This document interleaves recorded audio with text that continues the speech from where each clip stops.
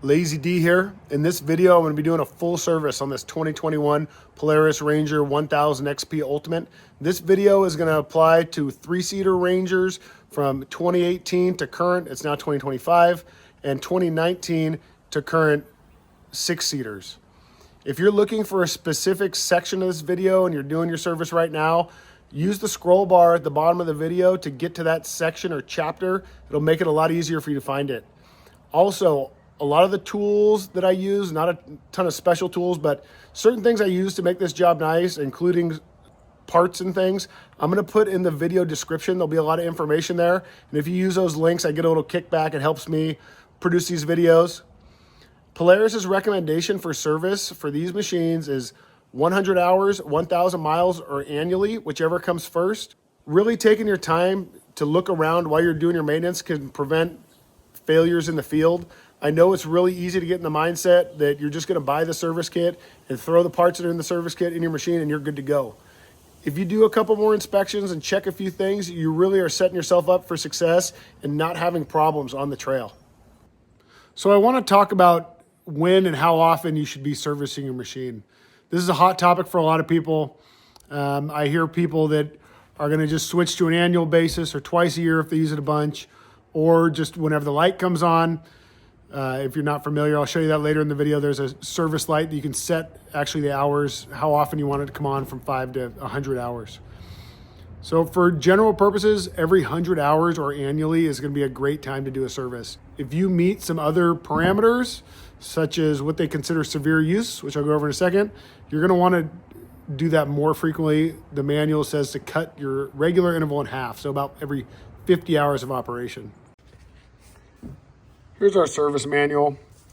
So first things first, what is severe use? So Polaris defines severe use as vehicles subjected to severe use must be serviced at 50% of the stated interval.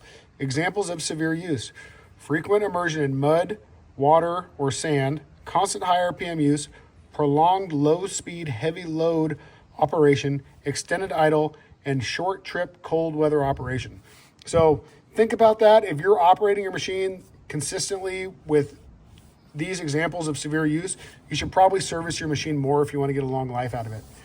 Now we get to the service schedule. So a break-in service. So Polaris is saying the break-in service is basically an engine oil change and some fluid level inspections. So that's great if you need that information. Before our bulk service, they have a 50-hour, which is kind of just an inspection. So brake pad wear, inspect and replace as needed. General lubrication, locate all applicable fittings and grease. I believe on these machines it's mostly the sway bar links. I don't think they have many grease fittings anymore, but I'll look around. And then engine breather. This is actually a hose that goes from your engine to your air intake. And if these break, you can suck a bunch of dirt and ruin your engine. So I'll show you that. Here's the bulk of it. This is our 100-hour service. This is what I recommend people do. 100 hours is a great interval for the most part, unless you're meeting the severe duty. So air filter, so a lot of kits just come with these. We're just going to replace it. Checking your battery, brake pad wear, cooling system, drive belt, engine breather, engine oil and filter, exhaust silencer / pipe, front gear case oil, front and rear suspension, fuel system, general lubrication, parking brake if it has it. Most of these do not.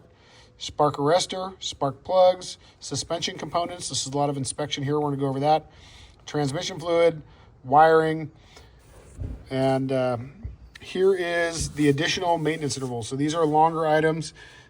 This is saying shock absorbers at 200 hours or 2,000 miles to change your oil or rebuild. Most people are not going to do this. You're probably just going to replace them if they're either leaking or not working for you. Looks like there may be a procedure though. I don't know if it's worthwhile. Valve clearance. This is also pretty in-depth, and a lot of times, unless you're having performance issues or you're making a lot of bad noises, maybe something you could push off or probably have a dealer do.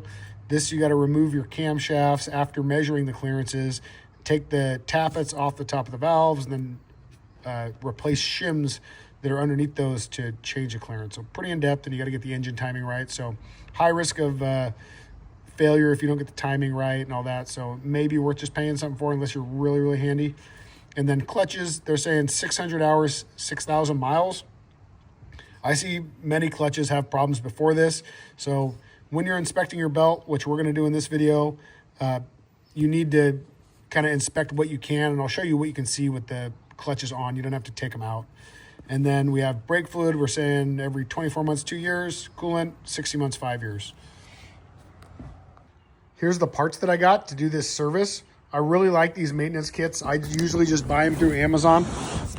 I'll go ahead and put a link in the description for all the parts I use in this video, and I'll separate out, if you don't want a whole service kit, individual oils, if you need those air filters, spark plugs, oil filter, and then the belt. I would recommend, if you're replacing your belt, to get a factory Polaris belt. I've had really good luck with them, and I've had decent luck with aftermarket stuff, but a lot of times I'm doing services for customers and they're paying for it. So for best results, I just always use factory belts. They're a little bit expensive. I think it's worth it, but you can test your luck on some other ones.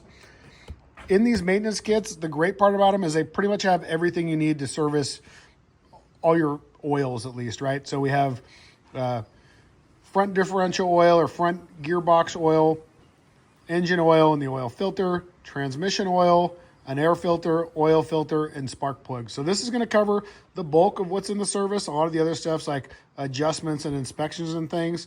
So I think these are really a great value. They also offer just engine oil service kits that are a heavier duty or a severe duty oil.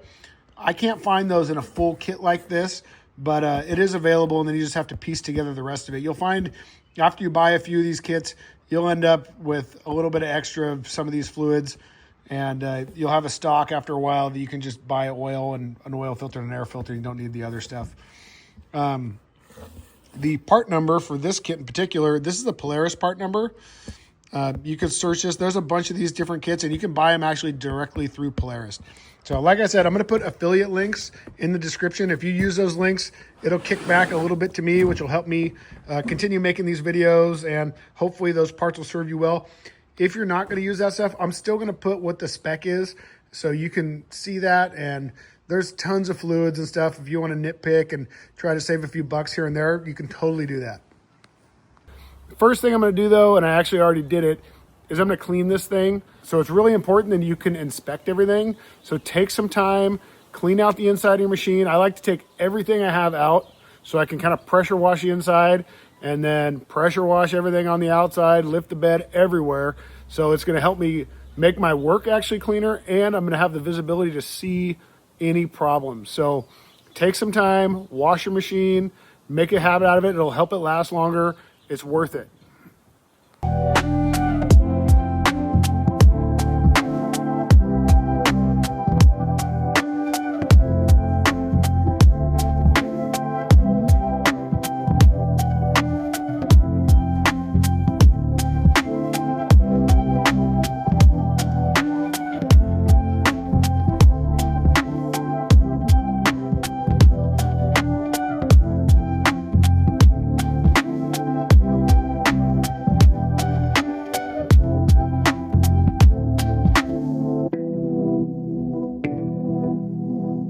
Okay, this is my post-wash. It's still drying. I'm kind of planning this out, so I'm washing it the day before I'm going to work on it. You don't have to do that, but giving everything a chance to dry, I feel like it's a nice thing to do. So, as you saw in the video, I do the hose, pressure washer, backpack blower, a couple different methods. So here's after the wash. Pretty clean. I really try to get in all the suspension bushings and things, and you'll see no matter how many times you wash one of these, it seems like there's always more, but I try to get, 95% of it or whatever to keep everything clean. Take some extra time getting the junk off the muffler that kind of builds up over time. Wheels, brakes, kind of everything I can hit. I pulled these panels out from under the seats, washed on top of the fuel tank. You'll see, just like this. I just finished washing it, and there's more. Don't worry about it. Get the most of it. Top of the fuel sending unit there. Battery, and I'm glad I did. I should have got a clip of this, but there's actually quite a bit of corrosion on the battery, and you can kind of see how it's corroding on the battery strap and on the positive terminal. Probably because this is a flooded type battery. It probably off gases as it's charging. In the front here, same kind of thing. I'm not too scared to spray the ride command and the instrument cluster with the pressure washer, although I do keep it a good distance and I wipe them down after, but I've never had any problems doing that. And then there's just some HVAC ducting and then intake and belt air ducting up under here. Try to spray everything. If like normally this plug I just leave out and I have my phone charger adapter in there, but for washing I put this back in so I don't get a bunch of water in the bottom of this power point. And then when I'm using this, I just throw this in the glove box. Get all your floorboards really good. And then under the hood, if you haven't opened your hood, quarter turn on each of these. Pull it towards yourself. Under the hood here, I try to avoid getting this filter too wet. This is the filter for your HVAC. But I'm just cleaning kind of everything I can up here. I did the front suspension and steering. You may have saw in the time lapse. I'll wash and then I'll turn the wheels all the way one way and then all the way the other way and clean in between so I can try to get as many good angles as I can, because it seems like no matter how much you wash up underneath these fenders, there's always more. Floorboards. Yeah. So, you know, just take your time. Wash it real good. It's a good time to kind of identify your components. I really like the high pressure water from the pressure washer. I try to avoid directly hitting sensors and connectors and things, but sure, far away, the overspray gets on them. I spray over them. Never really had any problems. All these connectors are pretty good weatherproof connectors, so you shouldn't have any problems, but I really wouldn't, like, you know, shoot the end of this connector from 3 inches away or something. Maybe keep it at 12 or 18 inches away when you're doing that. While you're washing, it's really easy, especially with the pressure washer, to blow off any of these decals. So what I do to really avoid that and minimize the chance of that happening is when I'm washing over a sticker, I'll start somewhere in the middle and then I'm going to blast kind of this way and blast kind of that way. Stay 12, 18 inches away. Don't get too close, but if you come at this and spray up under any of these edges, it's going to peel this sticker off pretty easy. Same with these back stickers. These are actually stickers on here, and it's really easy to get these to fly off when you're pressure washing. So maintain a distance and just be aware, because, you know, it looks nice when they're still there. As we can see here, I've got my machine up in the air. You do not have to do this in the air. You can do this procedure on the ground. This just makes it a lot easier for me. So first thing I'm going to start with is the engine oil. So I've already ran and warmed up the engine. And if you come down here, just in front of the rear wheels and about the center is our engine oil drain plug. This is a 6mm Allen head. I'm going to go ahead and take that out and drain the oil.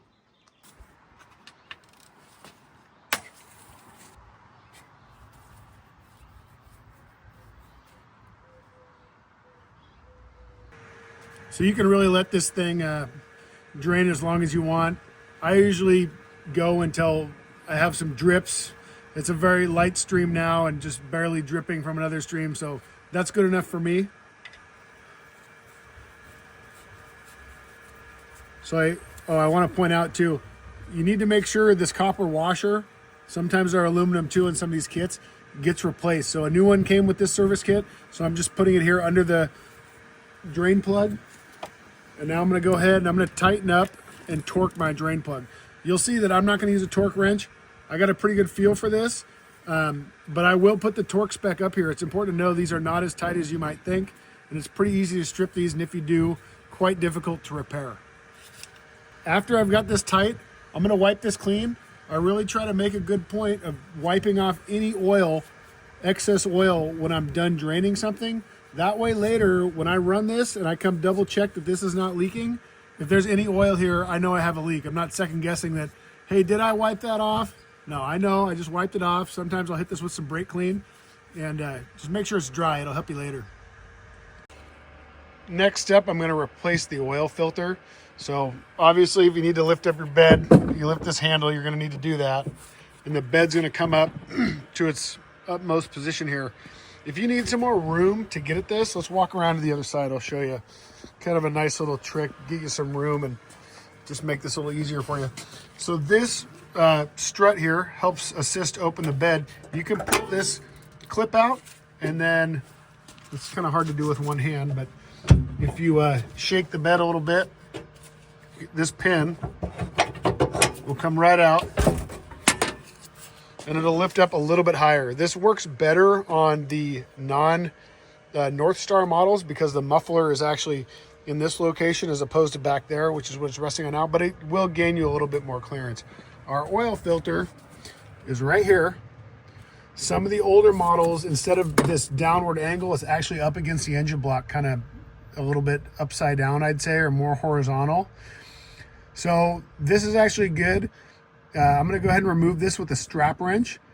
I like to, especially on the ones that are a bit closer to the engine block, I like to put a few rags underneath the oil filter because some oil almost always drips out and you can catch it instead of it running down the side of your engine, then into your skid plates and splash guards and things, and just leaving kind of a nasty mess. Here's my strap wrench.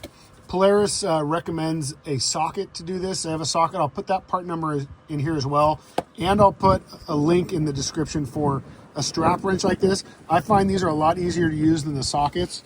So I'm just going to reach underneath this air ducting and get this strap wrench onto our oil filter here and just loosen it up until I can get it by hand. So just enough to just loose by hand. And now I'm going to loosen this by hand and put on the new one. I'm sure this is going to be hard to see. Kind of a tough spot to get an angle with the camera. But what I'm going to do now is I have the oil filter loose, and just to try to prevent any dripping, I have a red rag, and I'm going to reach underneath here and put this underneath the oil filter with one hand, and then I'm going to unscrew it with the other hand, hoping to catch anything that might drip out with this rag. And these newer models are a bit better than the older ones, but it's definitely worth your time to try to prevent a mess as best you can.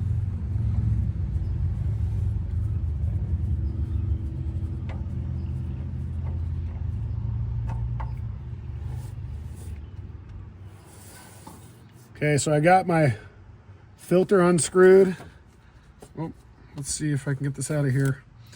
And this is the mess I prevented from going into the skid plate. So that's enough oil that it doesn't look good for anyone. It's going to drip in your driveway on your nice concrete, or you're going to think you have a leak, or if you're doing this for someone else, they're not going to be happy. So just a rag in your hand underneath there saves a mess. As with any new oil filter, I'm going to lubricate the oil filter O-ring. I've verified that the O-ring was still on the old filter. You don't want to double gasket it.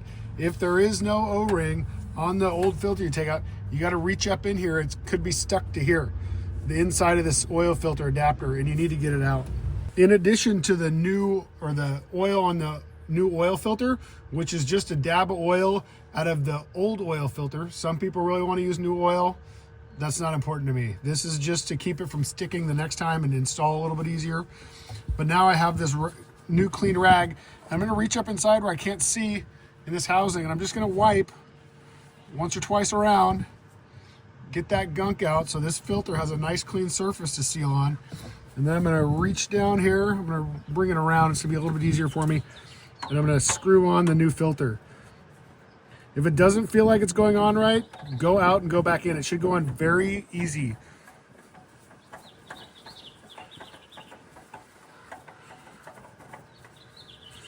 So now as this gets tight, like most other spin-on filters, this is about as tight as I can get it by hand. I'll put the factory spec here, which is probably like until it touches plus a quarter turn or something, but I usually just do about what I can do with one hand, and that's worked well for me for many years. Next step, top off the oil, or fill up the oil. So I'm going to open our fill cap here. There's typically quite a bit of dust right here, so I'm going to try to wipe that away from the hole. Not get any in there. And I got a funnel I'm going to stick in, something like that. And I'm just going to go ahead and dump in the 2.5 quarts that were provided in the kit, and that is usually just the right amount.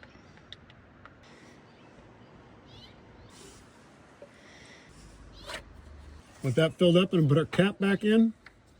And now I'm going to start and run this thing for probably 30 seconds, and then we'll check the oil level. Now we're gonna check the oil. Our dipstick is here by the oil filter.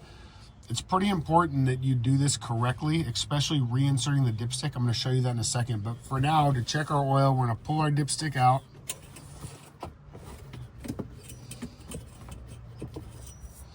Wipe the oil off, and then put it back in.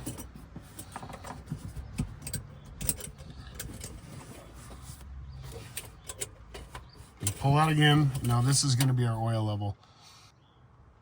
Mine is slightly above the safe. I added a little bit extra. If you do the normal 2.5 quarts, you're going to be perfect.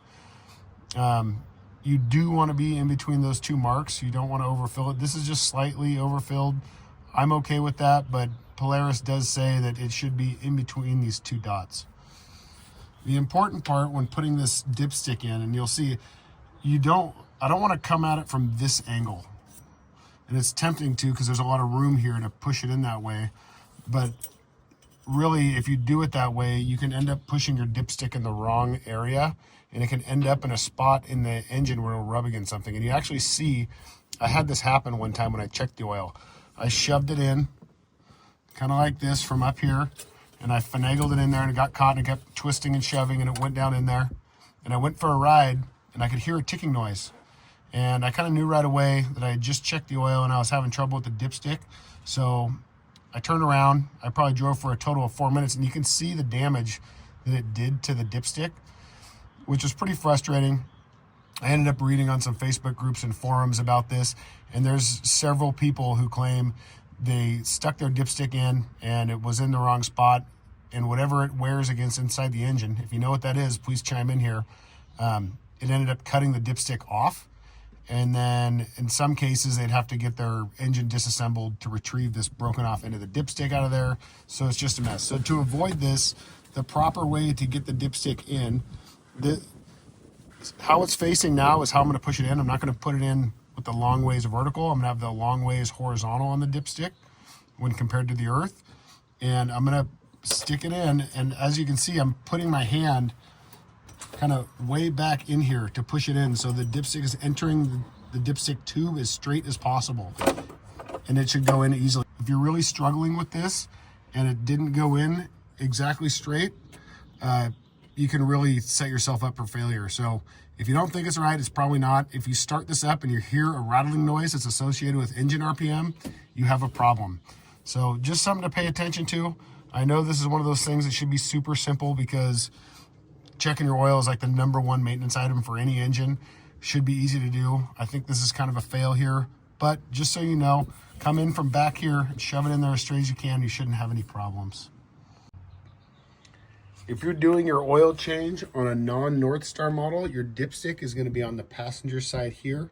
The checking procedure is going to be the same. These models, you don't run a risk really of putting the dipstick in wrong, so that's great, but you're going to check it on this side instead of the driver's side. So next step here, I'm going to drain the transmission fluid. So if you come underneath between the two rear wheels, you'll see this drain plug here. This is an 8mm Allen. I'm going to go ahead and take that out and drain this.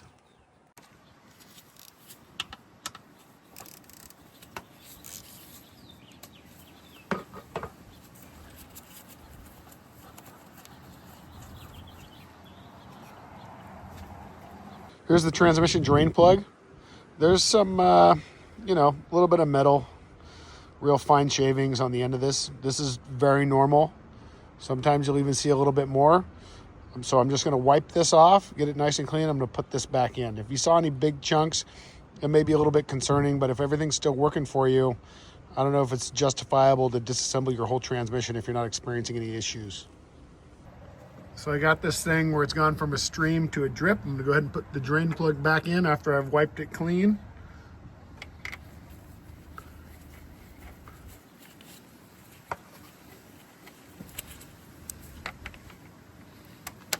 And I'm gonna torque it.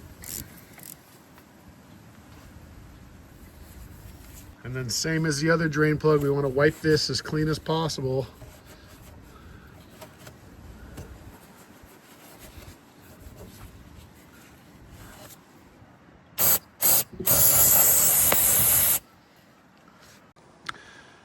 At the back of the machine, you'll find your fill plug right above the receiver hitch. This plug is also an 8mm Allen.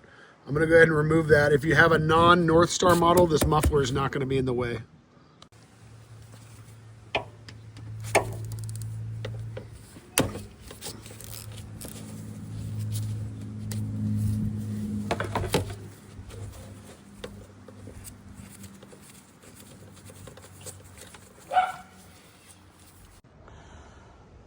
Of course, in the transmission, I'm going to use Polaris's AGL oil.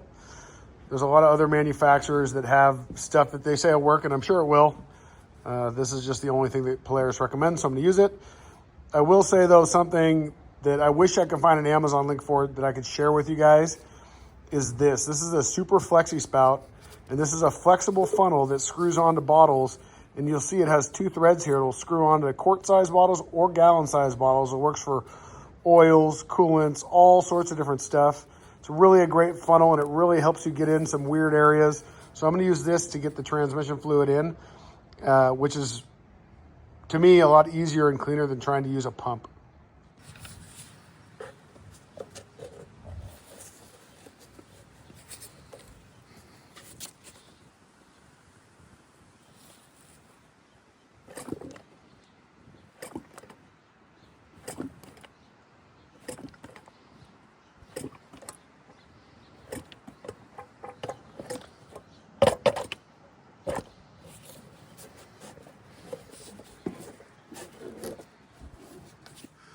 So I've put this rag because what I'm going to do is I'm going to fill this until this fill hole starts overflowing. So I want to try to catch that as best I can and avoid a mess. Let's see if I can get a little bit better angle there. You can kind of see.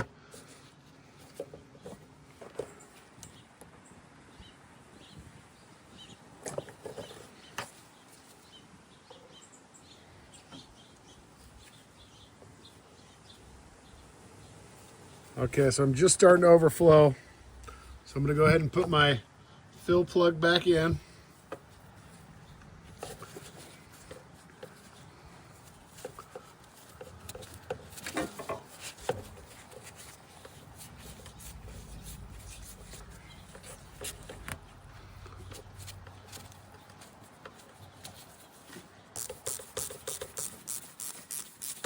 And I'm going to torque this. And then spray this off with some brake clean.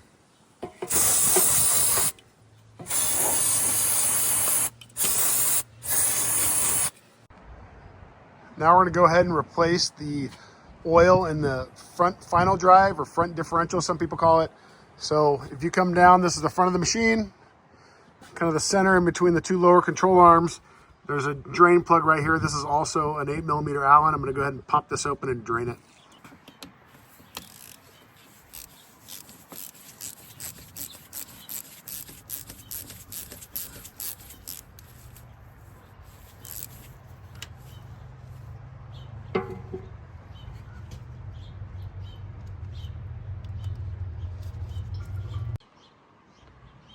Here's the drain plug off the front final drive. You can see there's a little bit of metal filings on there. Pretty normal amount, I'd say, especially for a first oil change. I'm gonna go ahead and wipe this off and not worry about it. Now that it's reduced to a drip, I'm gonna go ahead and put the drain plug back in.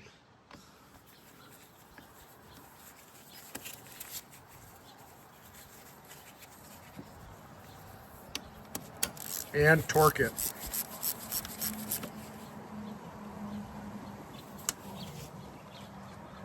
Same thing here again. I'm gonna wipe any excess oil that I can out of there and then spray off the rest with some brake clean.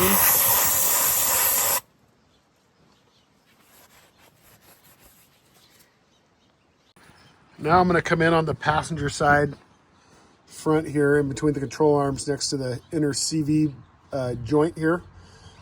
There's our fill plug, also an 8mm Allen. I'm gonna go ahead and remove that.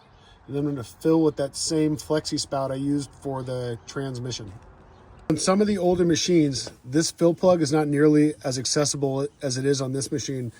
In the case that you have one of those older machines, having a stubby 8mm Allen socket and a wobble extension of some sort really helps you get in there.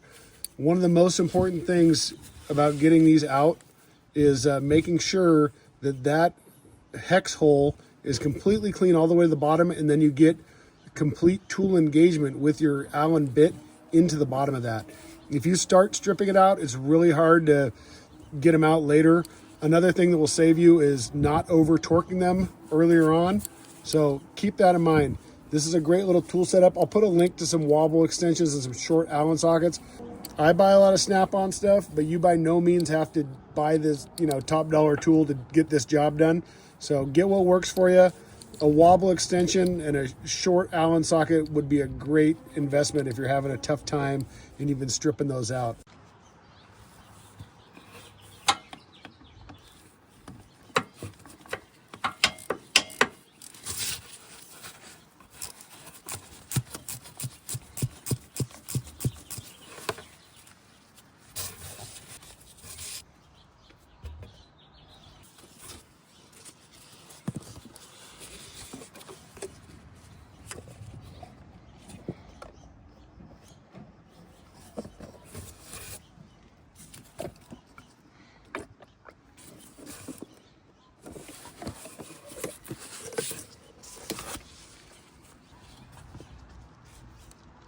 And now I can see the fluid level is right at the bottom. It's a little bit hard to see.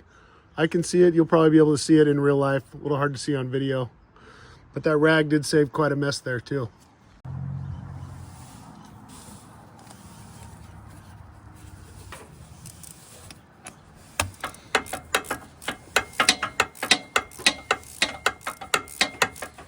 Now I'm going to torque this. Take my rag out.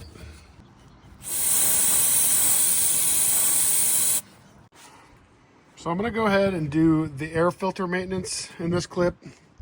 Before I open up the air filter box, I know it's pretty typical that when we're doing air filter maintenance, we're just going to pop up in the box, put in a new filter, and not think anything more about it. Part of the inspection list that I showed you when we were looking at the service schedule said that we should be checking our crankcase ventilation hose. That is this hose here. So it comes into our intake tube between the air box and the throttle body. And when you have positive crankcase pressure, that pressure is vented here. So if you have any damage to this line or it's disconnected or anything, you now have an area where your engine can suck in unfiltered air. So it's important to inspect this hose. It goes down through here and then back. It's kind of hard to see, but under the oil filter here where it connects onto this baffle that's attached to the engine. So check that out. The other thing, we're going to want to inspect this boot. Same deal. If this is disconnected anywhere, you're going to be able to suck in dirt and not great. And then the other thing you may want to check is these adapter pieces that go from your cylinder head to your intake manifold or intake plenum, some people call it. These, as they age, tend to crack, and you can have air leaks that can lead to all sorts of weird issues. So take a look, and if you see cracks down in them or on them, you may want to think about replacing them. As far as getting to the air filter, there's 5 clips on the lid of the box. I'm going to take those all off. I can with my hand here.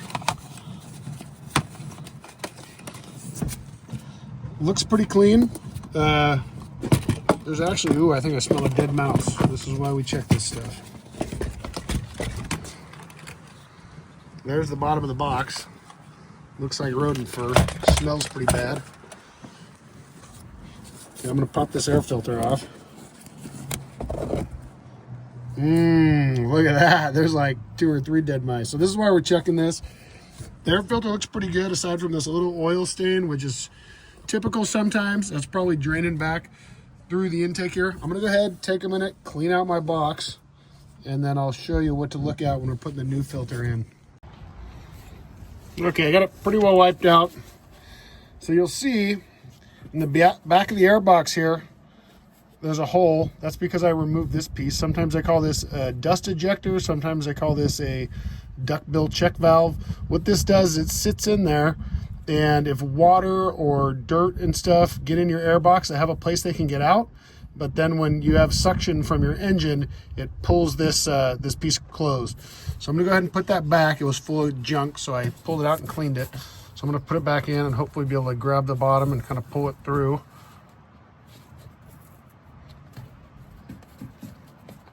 Like that. Okay. Now these air filters are pretty flawless because the way there's a kind of a stub up in the air box that this is going to fit around. So I'm just going to go ahead, put this air filter down in here, and then I'm going to stick it on the stub there, push it all the way in. That's great. And then you'll see at the bottom of our air box, there's those slots. Those correspond with these tabs. So I'm going to go ahead and put this in here. Line up the slots and the tabs, all 5 of them, I think there are. Yeah, 5. Once they're all in and our seal is still in place, we go ahead and close the door. I'm going to start with the middle tab and work my way out on each side.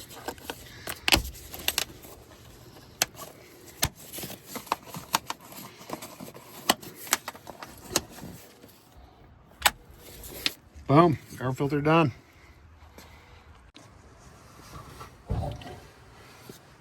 So now I'm under the bed, on the top of the engine here, and I'm going to replace the spark plugs. So I'm going to go ahead and pull the spark plug wires off first. They're kind of bundled together. Usually these are pretty easy to get off, might take a little shaking.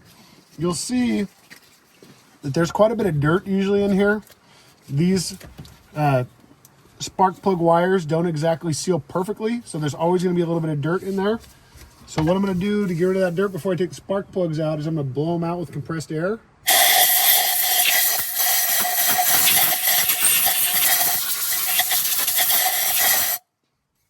Okay. And now I'm going to use a 5/8 spark plug socket, 6-inch extension to get in here and take these out. I'm just going to go ahead and take both of these out and replace them.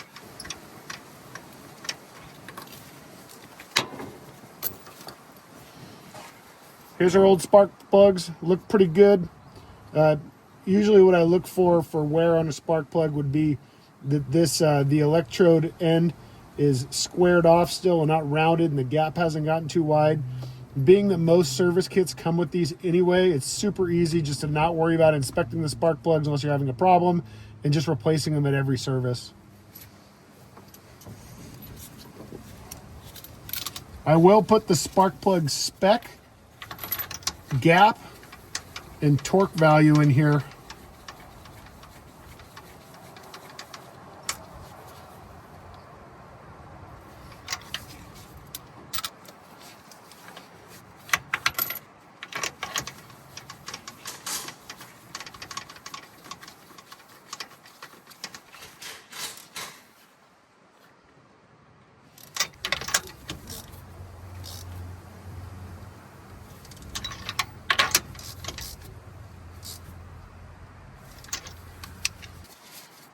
I'm going to go ahead and put these spark plug wires back in. They're labeled PTO and MAG.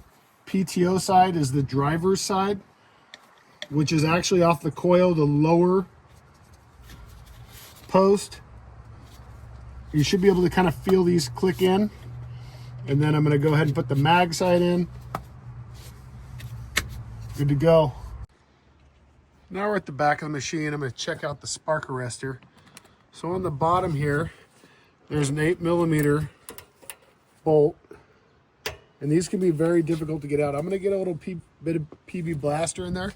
If you look inside the tailpipe, you can see there's a nut there. I'm going to spray just a little bit of this in there. And now I'm going to try to work this bolt out. There we go. If it feels like it's getting too tight, go back the other way for a minute. This one's coming out pretty smooth as of now. If yours has been in for a long time, you might have a really hard time getting this out. So once that's out, I should be able to pull this out. And this is one of the reasons why I take this out. At a glance, this is fine, but you can see, I see this pretty often, some of the packing has come out of the inside of the muffler and was, probably partially blocking this. So I really like to take that out. If this screen is real dirty, you would get a wire brush and just clean it. But otherwise, I'm going to go ahead and put this back in, put our hardware back, and tighten it up. I'll put the torque spec in here for this.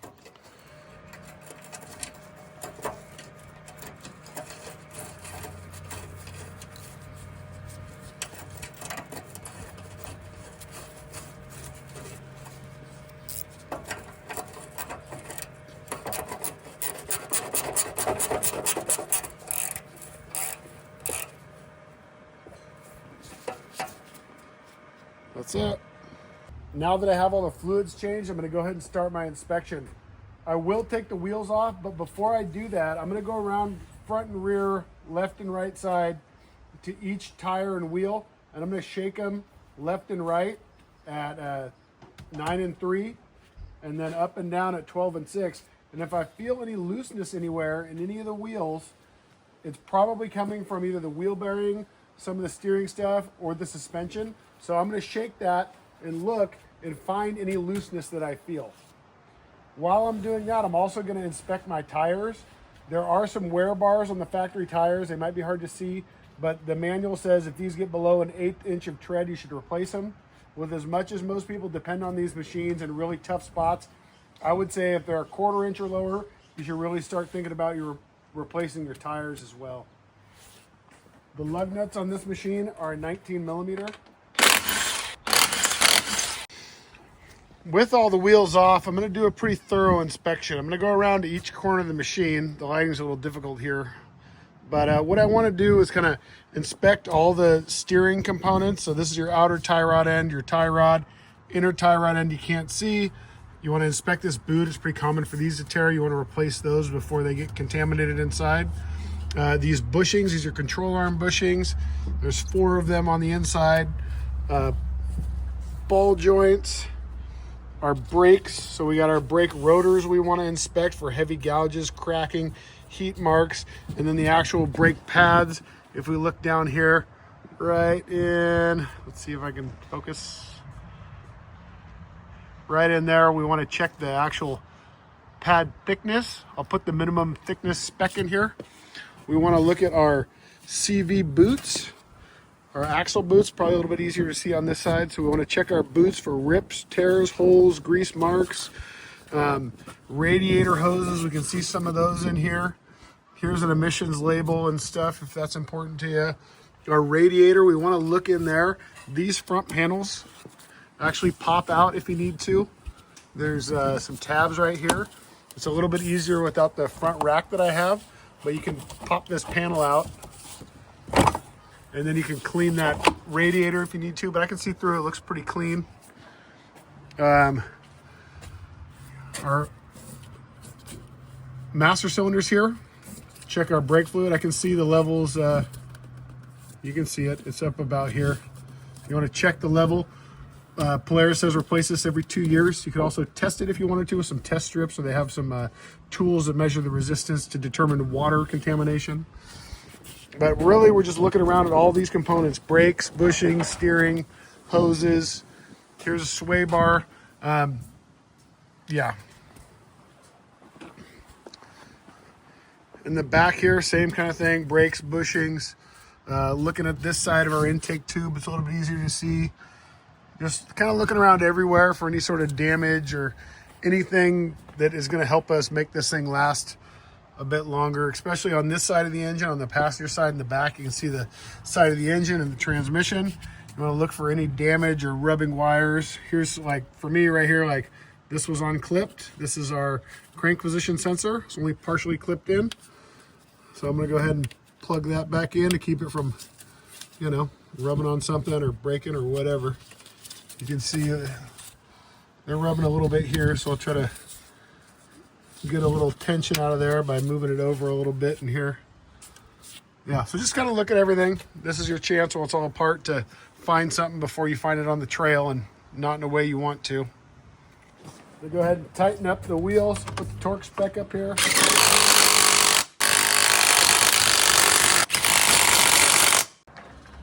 If you haven't taken your hood off, I'm going to turn these 2 clips here 90 degrees. I'm going to lift up the back and pull it towards me, and this should come right out.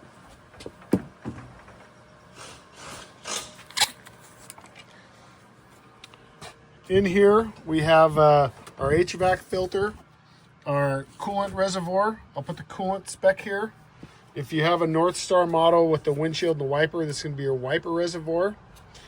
Here's kind of a power distribution block that they leave you from the factory. So if you're going to put in more accessories, there's actually plugs you can buy. I'll put a link for those plugs here that are already pigtailed out, and you can use those connections for, I believe we have 12 volts positive all time, 12 volts switch, so when the key is on, and then a ground on each one of these. So those are pretty useful for doing accessories. Also, we got our radiator cap here. If you wanted to, I mean, I usually just check the coolant level by looking at the reservoir, but if you want to double check, you could open up your radiator cap, look inside. Yep, looks green, looks clean, that's good. Another thing I will say is these two pipes up here are two intakes. The one on the driver's side is for your engine air, and the one on your passenger side is for your belt air. So they're just open in the back. So this is a much better intake point than we're on the previous body style models, which is great. I have seen, and I'll put a link, you can get pre-filters for these, and if you want to keep an eye on them, you can, you know, put them on here and get some better life out of your other air filters, which is great. To put my hood back on, there's tabs on the underneath of the hood, and those tabs align with two slots in the top here of your grill. So I'm going to get down here, line those two tabs up, push it in, and then push these two clips down and turn them and lock them, and that's secure. So another thing I want to inspect on my machine is my battery. So I'm going to come back here, I'm going to lift up the back seat and then take this panel out. There's still a little bit of water from me washing it. And I want to inspect my battery. I want to look at the positive terminal. It's very common for these to corrode. If it is corroded, you can just rinse them with soap and water and most of the corrosion will come off. If you wanted to update this, Polaris has a few part numbers in here, but you could probably go to any auto parts store and get a replacement AGM battery. That's going to be a sealed battery that's rated for vibration and stuff. They use these flooded batteries in most cases from the factory. Probably not the best for the application, but it should last you a few years. Mine's a 2021 and it's currently 2025, 4 years old, still pretty strong. The other thing right here is your fuse box. So to open this, you would push the tabs on both sides here on the center. You lift it up and there's a bunch of relays and fuses, and these are all labeled underneath. So if you ever have problems or you suspect problems, you can swap around relays as needed to verify. Like say you weren't running, you could swap in your maybe your AC switch relay with your fuel pump relay to just eliminate the relay as a cause. It's something you can try. So it's there if you need it. Hopefully that's helpful. Then to close this, you just center it back up and push it down. It should click right back in. A really cool thing I want to mention that Polaris does with their battery terminals is both of these battery terminals have studs on them. So if you want to run auxiliary power, all you have to do is get a nut and put it on there. These studs take a M6 by 1 nut. Very common metric size, easy to find. You can get them anywhere. So pretty handy. So grease points on this machine. We're at the front left or front driver's side wheel here. This is our front sway bar bushings. On each side, driver and passenger, there's going to be a grease fitting for the front sway bar. And if we come around to the back, there's going to be one on each side for the rear sway bar. Hopefully you can see that. And then if we come underneath here, there's going to be one on your drive shaft where the drive shafts spline together. This is a several section drive shaft piece. So I'm going to do a couple pumps there. And then up here, there's one as well. On some of the older machines, you'll find on the transmission output shaft, the splines there will have a grease fitting as well. So take a peek there. And then some of the real old previous body style machines had a bunch on the control arm bushings all around. But these new body style ones really don't have that many. So on each of your shocks, both sides, front and rear, there's an adjustment. So with the weight off this machine, so the suspension is fully relaxed, I can get there's a special tool that comes in your kit. A lot of times I just use channel locks. Obviously, this is your machine and you want it to be perfect, you should use the tool, but I've had really good luck and I get a little bit more leverage with channel locks. So there's 5 different positions. I've kind of run them all over the place. My last machine, I kind of landed on the 3rd position in both. I'm going on a weekend trip coming up, and I know I'm going to be loaded down with some extra people and ice chests and things. So I'm just going to max out these. So I'm going to I have the suspension relaxed. So if you jack this up, then I can just turn this. So there's a 2nd position, 3rd position, fourth position and fifth position. So this has moved this up maybe 3/4 of an inch. So it should sit a little bit higher, and it's going to stiffen up the ride. Another quick maintenance tip I have, especially if you have the cab, is to lubricate your latches. I use this WD-40 white lithium grease for the hinges and the latches. And I'm just going to get a little bit, spray it in there on all the moving parts. And that's going to help these open and close a lot better. I've had them where my back door has gotten sticky before. It's quite difficult to get back open. So lubricating these, you know, every couple months or whenever you do a service is going to help you have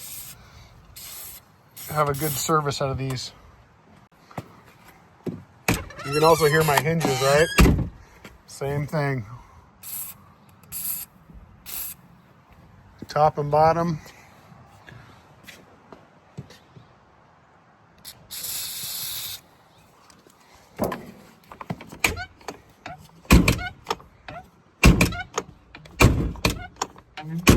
Yep, open and close is nice. Here's pretty much all the tools I need when I'm changing my belt. So what I have here is a push pin clip tool, some pliers, an impact, 3/8 drive with a 3/8 by 12-inch extension, a 3/8 swivel, a 3/8 drive 8mm socket, and a 3/8 drive 10mm socket. Obviously, you don't need an impact to do this. You can do this with a ratchet. And then I have an OEM belt and the secondary clutch tool. This is going to release the tension on the belt from the secondary clutch so we can get it on and off. I'm going to throw a link in the description for these tools. The reason I'm going to do that is I find it's nice to leave the one that's in my vehicle toolkit. You will have one of these in your vehicle toolkit. Leave it there and have another set that I leave in my toolbox. So if I'm doing this around my shop and stuff, I'm not putting myself at risk to lose this tool. These are really nice to have in your machine if you ever need it on the trail or something. There's some other tools you need. These are just a 1/4 thread, I believe. And if you get something long enough that's 1/4, you could just use that too. Okay, we're at the passenger rear wheel.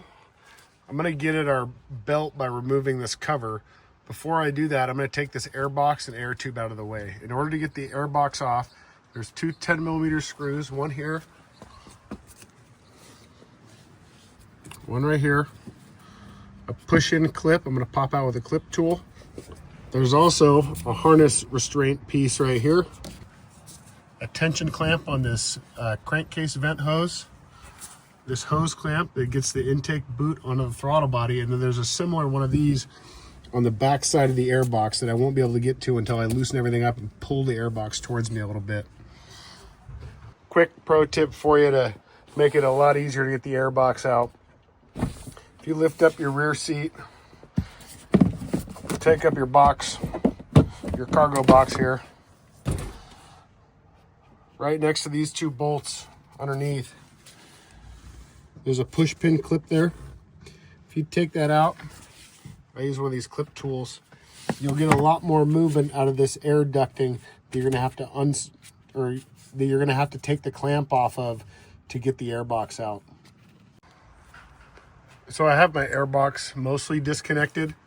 You'll see over the throttle body and then this crankcase ventilation hose, I put towels. You really want to prevent any dirt from getting into your engine. If you're in a shop that isn't too big of a deal, but if you're outside and the wind's blowing, it can be pretty dusty. So now that I have this out, or mostly unbolted, what I'm going to do is I'm going to pull this hose down. It's pretty flexible. And get it out here, and now I should be able to pull this box towards the rear. Once this box is pulled out a little bit, it's hard to see. There's a hose clamp down there, and if you rotate it a little bit, let's see if I can do this with one hand here. That hose clamp I'm now going to disconnect, and that'll allow me to get my air box all the way out of the way. Now that the air box is out of the way, and I've taken the screws out of the cover, I can pull this cover off.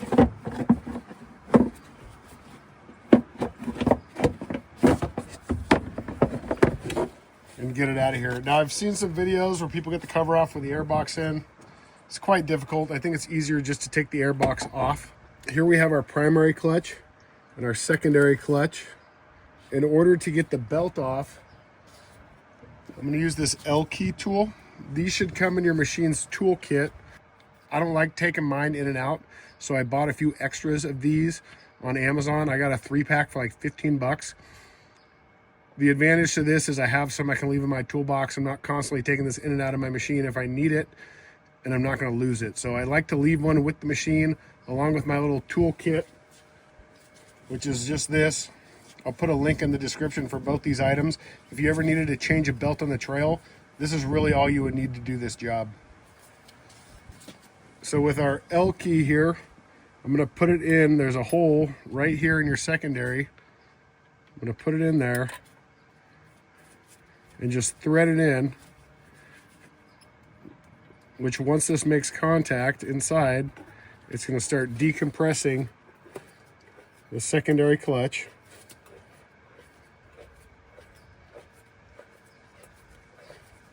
You can probably see it moving.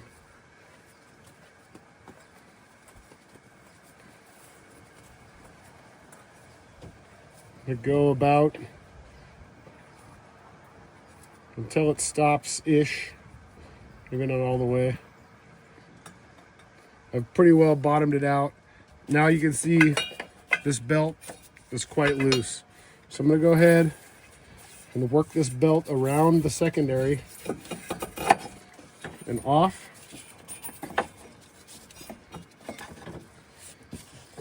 I'm going to look at the letters. You can see the way I took it off. If you were looking at the top of the belt when it was installed, you would be able to read Polaris. This is really only important if you're going to reuse an old belt, that you put it back the same way. If you put a new belt, you just need to remember to put it the same way if you ever take it back off again. I always put it this way. It's a good habit to get into. Just always put it in the same way, which is being able to read the letters correctly from the top. This belt I'm not having any problems with, although I'm just going to change it so I can make a little content for you guys. They last pretty long, typically, but what you want to look for is any hourglassing marks, which would be spots where the primary's gotten hot and burned a little bit against the belt. You'll see some maybe inconsistent widths is not a good thing. And then if you see a bunch of fraying or even cracking, you'll see cracking on the inside of these cogs. The actual surface that the clutches are grabbing on the belt are these outer surfaces. So you want to just look at those. So if you see any damage to your belt, just go ahead and replace it.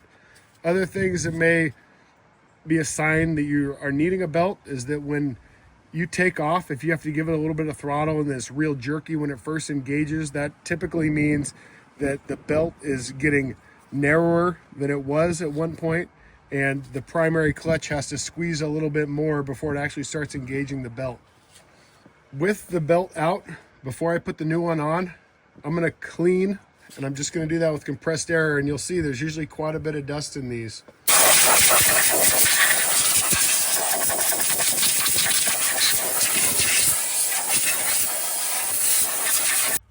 So after I've blown all the dust out, we kind of want to inspect everything. The big things we want to look for is we want to look down in at these sheaves, the grabbing surfaces of the primary and secondary clutch, and you want to make sure that they're smooth and straight. So I'm feeling down in there, and it feels very smooth to me. You want to make sure when you're touching any of this stuff, you don't have oil on your fingers or anything. You want to keep all this stuff very dry. So I'm just feeling in here on both sides. That's good. On the primary, you want to look at these bushings that are between this spider here and these clutch towers. Those can tend to wear. A lot of times just shaking your clutch back and forth from the outermost edge here. If you have wear on these, you're going to be able to wiggle this back and forth a little bit, and you get a little bit ticking. Additionally, you can push in on your clutch a little bit. This one's pretty tight, which is normal, but if you could squeeze it a little more, you could look down in there at the weights. Typically, if you're not having any issues, I'm just gonna clean this out and inspect everything in here, just what I can see without taking it apart. If you did want to take this apart a little bit further, you'd take this out with a T60, and then this outer clutch half's gonna come off, and then you use a the actual clutch remover tool, and you'll use like an impact to put it in there and drive this inner sheave off. Now that I've got the clutches cleaned up, I'm gonna go ahead and put my new belt letters so I can read them from the top. I'm gonna start on the primary clutch side, slip it in from the bottom first, wrap it around, get it around the top of the secondary, in as far as I can go here, work it around, just like that. And then I'm gonna loosen up this tool here. Another useful tip, if you're doing this, you'll see this tool already grabbed, and that's because the belt's really low in the secondary right now.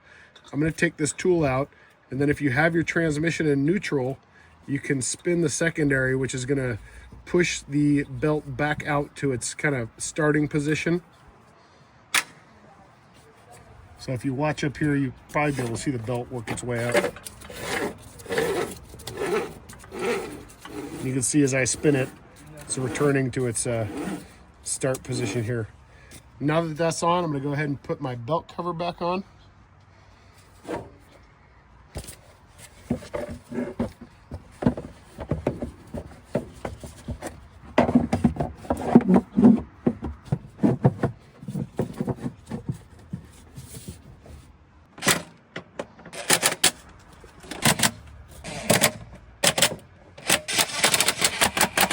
Now that the cover is all on, I'm going to go ahead and put my air box back in. When I put my air box back in, the hardest part is getting this unfiltered air side hose back on here and tightening it up. I want to point out there's a nub right here which corresponds with a notch in the hose that you're supposed to line up right here. So I've got everything put back together. Really make sure you got all your intake ducting on correctly. If you're going to take this intake off and you don't get it back on right, you do run the risk of sucking in a bunch of unfiltered air and kind of essentially ruining your engine. So just make sure, check all the air clamps you took off, double check them, triple check them, make sure everything's tight, and you'll be good to go. I'm going to go over real quick what the service manual says about braking, and then I'll talk about kind of what I'm going to do. So this is the PVT break-in drive belt clutches. A proper break-in of the drive belt and clutches will ensure a longer life and better performance.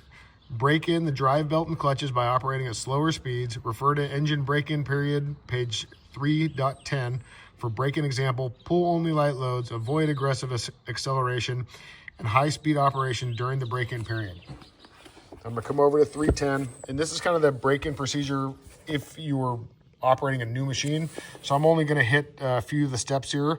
So number 3, drive slowly at first to gradually bring engine up to operating temperature. 4, vary throttle positions. Do not operate at sustained idle or sustained high speed. And then pull only light loads. So that's all I can find in this manual referring to any belt or clutches braking procedure. So we read the manual and it says 25 hours. That's for a whole new machine. I don't think you need that long for a belt and clutches. I would say probably 25 miles, maybe hour and a half, 2 hours of driving kind of thing.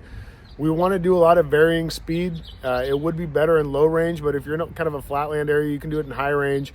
But we really want to make this system kind of go through all its positions by speeding up, slowing down. We don't want to just get on the road and do like, 25, 30, 40 miles just to get the miles on it, because it's going to lock out in like a certain position when you're going at those high speeds.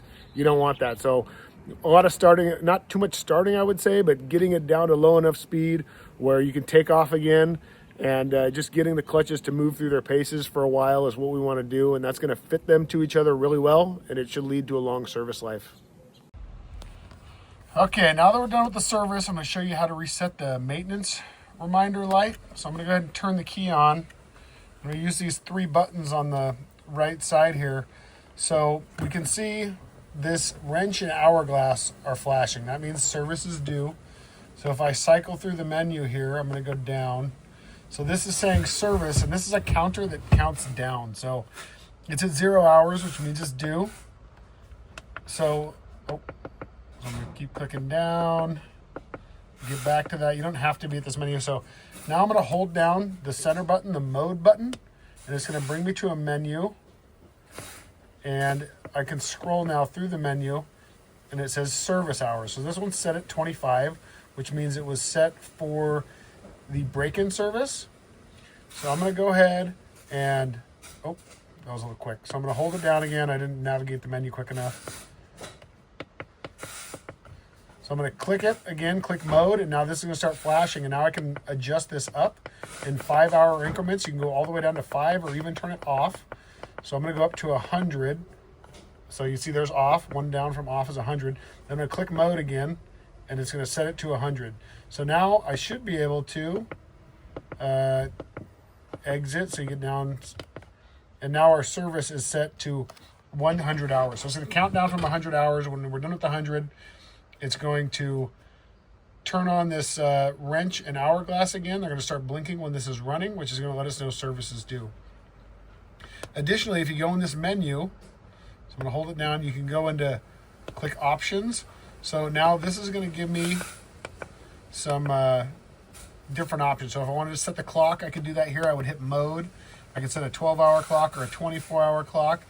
And then you could set the hour and then click mode again, and you'd set the 10-minute and then the single minute, and then that would be done. Then I can go up to, so BL is backlight. So this is backlight color. So if you don't like the color of your display, you can change it from red to blue. It's just a personal preference thing. I like red. I think it looks a little bit dimmer when it's dark out. And then you can even do the backlight level. So I have mine set pretty low, but if you wanted to, you can turn this pretty bright. It's totally up to you what you like, but it's here in this menu. And again, to get to this menu from any place here, we're just going to hold the mode button, and it's going to allow you to enter that. And you can just navigate through here if you wanted to go to kilometers per hour or from Fahrenheit to Celsius. All this stuff's here. So a little useful tip, hopefully.